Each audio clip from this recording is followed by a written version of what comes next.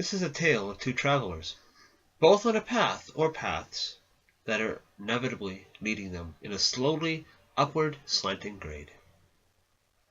Both these travelers are inspired to reach the zenith of the slowly rising ground because they found that as the elevation rose, their lives had an overall improvement as well. The going was extremely slow to begin with, since the area was densely forested and there was no trails nor landmarks to go by, only the slowly rising grade to follow. One day, one of the travelers woke up and drew a map, claiming that the map came to him in a very lucid dream and it led the way, straight and narrow, to the much sought-after summit that they both journeyed after. With a skip in their step, the travelers set off in the direction divined from the map. Life did indeed improve a little bit more for the fortunate travelers. Each step they took seemed to gain another step up the rise. But over time, as the travelers followed the dream map, one of them found that following the map at times led them away from the much desired summit.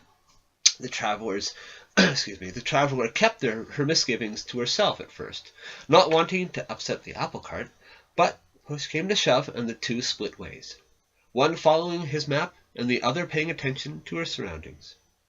Each afternoon when they stopped to light their fires to cook their lunch by, they could spy the plume of smoke of the other's fire. Slowly but surely, the travelers made their way upslope. Of course, they each had their own difficulties. The map often led to red herrings or dead ends, which were sometimes corrected by hard work, but more often than not, the path was regained when the traveler set his course by the plume of smoke of his fellow traveler. The traveler who chose to abandon the map had no picnic either, but she was more often than not the author of her own salvation, only occasionally having to set course by the smoke plume of her fellow traveler. The travelers would meet up from time to time. That's nice, eh?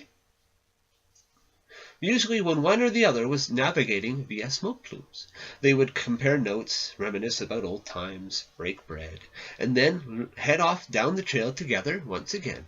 But the inevitable was bound to happen, and the travelers would once again part ways. This has been going on for a very long time. The travelers are indeed still on their paths, and one day they will reach some sort of peak or summit, and when they both get there, it probably won't matter the method used, reading a map or making your own way.